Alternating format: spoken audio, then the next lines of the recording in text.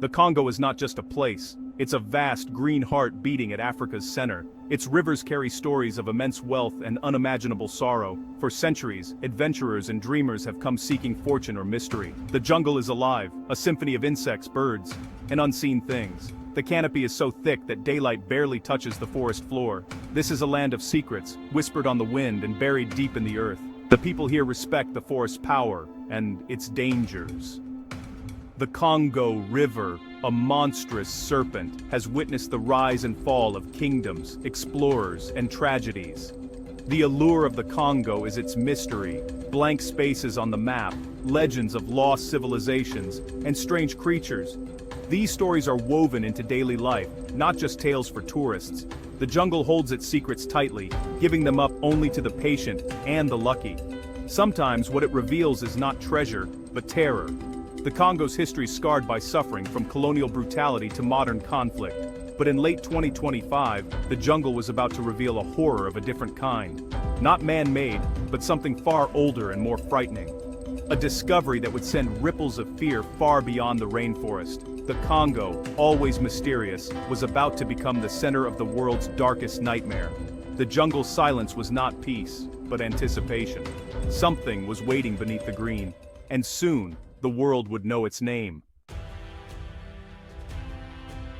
A team of Belgian and Congolese scientists set out, not for glory, but for research. Their mission survey a remote area near Bumba, mapping minerals and studying biodiversity. Led by Dr. Aris Thorne, a veteran geologist, they braved muddy tracks, relentless heat, and the jungle's constant, unnerving sounds. After 2 weeks, they established a base camp near an unnamed tributary of the Congo River. The area was so remote, the nearest village was a day's walk away. The team split up, biologists into the forest, geologists drilling for samples. Early findings hinted at rich mineral deposits. On the 10th day, a drilling team hit something strange, soft, dense, almost organic. The drill struggled, and Thorne ordered a halt to investigate. The jungle seemed to hold its breath. The team's excitement turned to unease. They began excavating around the anomaly, unsure what they'd find. The forest, usually alive with sound, grew eerily quiet. The scientists sensed they were on the edge of something unprecedented. The ground beneath them was no longer just earth, it was a threshold. The expedition's purpose had changed. They were no longer just researchers. They were witnesses to a secret the jungle had kept for millennia, and the secret was about to surface. The Congo's green hell was about to earn its name. The world would never be the same. The next morning, excavation began. Local workers whispered of curses, refusing to go near the site.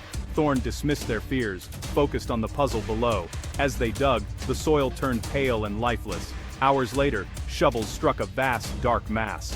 Organic, not mineral. It looked like a colossal root system, but pulsed faintly, almost alive. A low hum vibrated through the ground. Biologists took trembling samples. The material oozed a dark, foul-smelling fluid. Ground-penetrating radar revealed the mass, stretched for kilometers. A single, living organism. It defied all known classifications.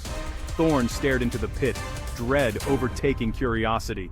This was not just a new species, it was something else. Immense, hidden, and terrifying. The local workers fled, whispering about the heart of darkness awakened. The team was left alone with their discovery. The jungle's secret was now theirs to bear. What they'd found was not a marvel, but a threat. The line between science and fear blurred. The pit was a doorway, and something ancient had stirred. The team's isolation deepened. The jungle, once vibrant, now felt like a cage. The discovery was no longer just scientific, it was existential. In the camp's lab, analysis deepened the mystery. The organism's cells were neither plant, animal, nor fungus, a bizarre hybrid, alien in structure. Its DNA was more complex than anything known, as if from a hidden branch of life. It drew energy from geothermal heat, not sunlight or organic matter. The soil around it was sterile, no microbes, no life. The organism broke down all other life at a microscopic level, absorbing their components. It was a perfect sterilizer, creating a dead zone around itself. The team called it the Bumba anomaly, or in whispers, the Devourer. The low hum was the sound of it feeding on the earth, Thorne felt terror and responsibility. This was not a discovery to celebrate, it was a threat. The jungle's vibrant life was just a thin shell over a vast, hungry entity. The team worked urgently, knowing they'd awakened something that should have remained buried. The true horror emerged in the lab. Biologist Lena Van Doren watched as the anomaly cells touched animal cells in a petri dish. The animal cells warped, their DNA rewritten, transformed into more of the anomaly's tissue. It didn't just consume, it assimilated, propagating by hijacking other life. It was a virus on a massive scale, a cancer for the ecosystem.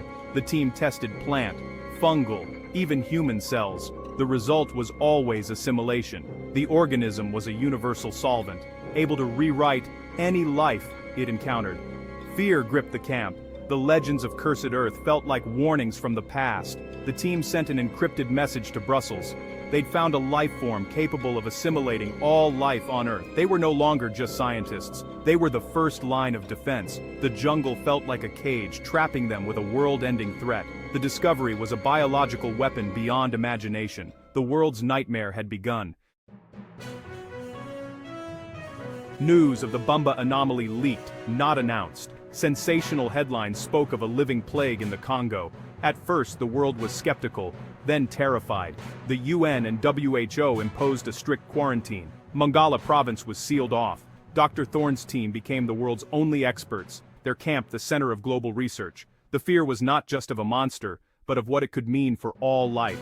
Could it spread through water, air, animals? Stock markets crashed. Panic spread. The world's fragility was exposed. Scientists debated its origin, alien, primordial, or something else. The threat was immediate, not theoretical.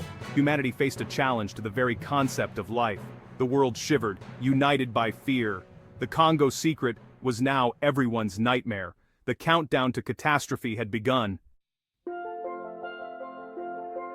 The world's scientists mobilized, desperate for answers. The anomaly was nearly indestructible, resistant to heat, cold, radiation. Models showed if it reached the Congo River, it could spread across Africa, then the oceans. The planet's biosphere could be transformed into a single, alien entity. Then, a glimmer of hope. Tokyo researchers found the anomaly needed rare earth elements to assimilate life. These elements were abundant near Bumba, but rare elsewhere. Its spread might be limited if contained. The world focused on two paths: build a massive underground barrier and develop a targeted biocide. Military engineers began Project Cerberus, a wall to cage the threat. Bioweapons experts raced to design a virus or chemical to destroy it. The science was desperate, the stakes existential. Humanity's last defense was knowledge, and time was running out. The Congo was now the front line in a war for the planet. The unthinkable had become reality. For the Congo, the anomaly was another chapter of suffering. Quarantine was swift and brutal. Families separated, trade halted, the economy collapsed. Bumba became a ghost town. The army enforced the quarantine. Foreign powers arrived not with aid, but with soldiers and scientists. The Congo's sovereignty was suspended, decisions made abroad. The nation, once plundered for resources, now fought for the world's survival. Local folklore merged with fear. Preachers called it apocalypse. Healers claimed remedies. The psychological toll was immense. Journalist Elodie Mamba's reports described hunger, nightmares, and quiet dignity.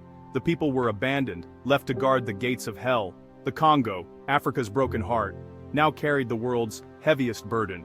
The front line was not just scientific, it was human. October 21st, 2025. The Bumba anomaly is contained, for now. Project Cerberus, the largest engineering effort ever, races to build a cage around the threat. The quarantine holds, but anxiety is constant. Dr. Thorne's team remains at the fortified site, studying what they now call Thanatos Gaia. The organism shows signs of collective intelligence, communicating across its network. The search for a biocide continues, every experiment a risk. The world's politics have changed. Unity born of fear. A global council oversees the fight for survival, but unity is fragile, and the threat is ever present. The world waits, breath held, watching the Congo. The jungle's secret has changed everything. Now we pray the cage is strong enough to hold what lies beneath.